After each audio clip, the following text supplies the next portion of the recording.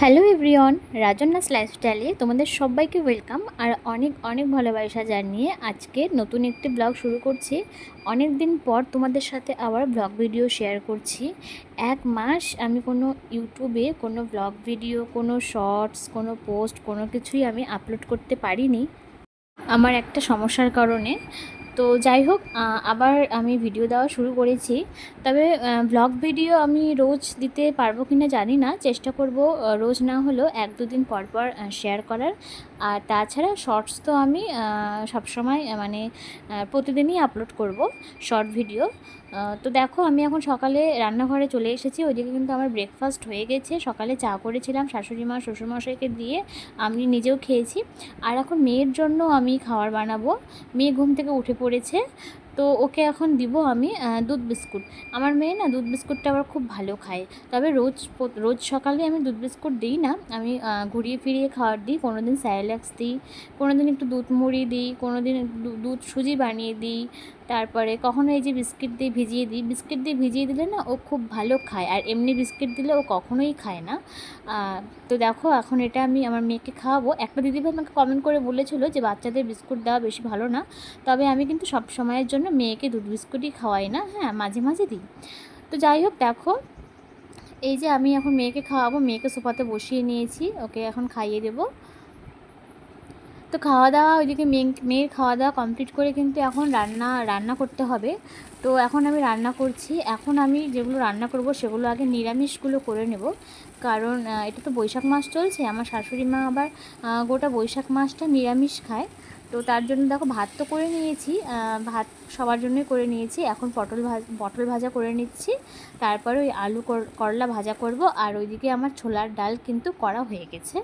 তো নিরামিষগুলো আগে করে নিলাম, আর তারপরে আমাদের জন্য বলতে গুনগুনের পাপা, আমি আর আমার শ্বশুরমশাইয়ের জন্য পরে ডিমের তরকারি করব।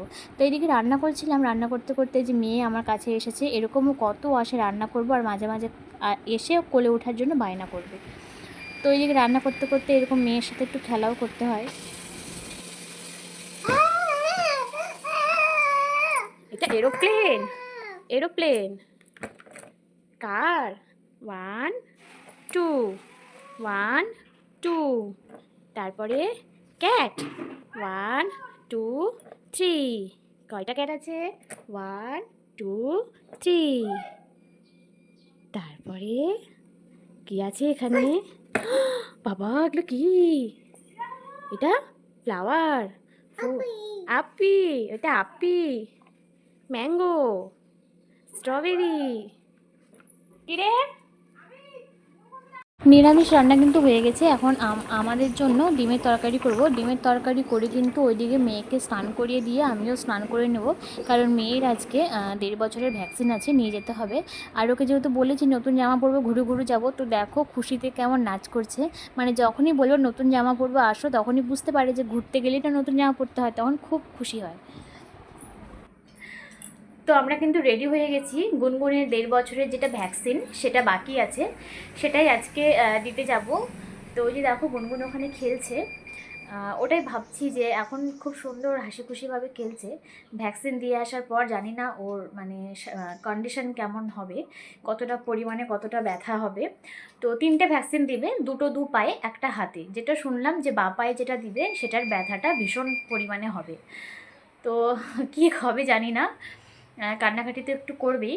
তো আমার এখন থেকেই ভেবে মানে হাত পা ঠান্ডা হয়ে যাচ্ছে, মানে পরের অবস্থাটা, পরিস্থিতির কথা ভেবে।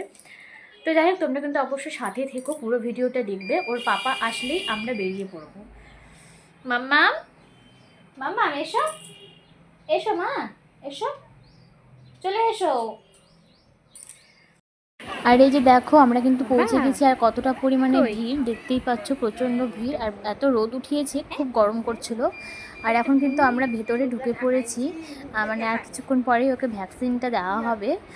কী যে করবে জানি না। আর এখন কিন্তু ওর ভ্যাকসিন দেওয়া কমপ্লিট হয়ে গেছে। কান্নাকাটি করছিল জন্য একটু বাইরে নিয়ে এসেছি। ভিতরে কিছুতেই থাকবে না, হাত দিয়ে দেখিয়ে দিচ্ছে বাইরে আসবে। যেহেতু ভেতরে ভ্যাকসিন দেওয়া দেওয়ি চলছে, কান্নাকাটি চলছে বাচ্চাদের, ও আর ভিতরে কিছুতেই থাকবে না। তো দেখো, বাইরে নিয়ে এসেছিলাম, একটু চুপ করেছে। আর এখন কিন্তু বাড়িতে চলে এসেছি, আর ও কিন্তু মানে ঘুমিয়ে পড়েছে। আর এই যে দেখো এখানে ভ্যাকসিনটা দেওয়া হয়েছে, এই যে বাঁ পায়েরটাই হচ্ছে বেশি ব্যথা হবে, ওখান থেকে বলা হলো। মানে একটা হাতে দিয়েছে আর দুটো পায়ে, বাঁ পায়েরটা বেশি ব্যথা করবে।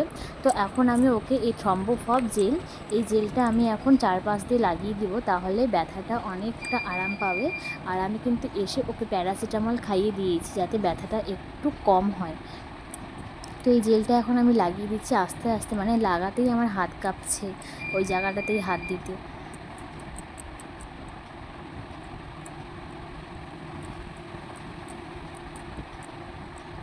যাই হোক, আস্তে আস্তে জেলটা তো আমি একটু লাগিয়ে দিলাম চারপাশে বেশি করে, যাতে ব্যথাটা থেকে একটু আরাম পাই।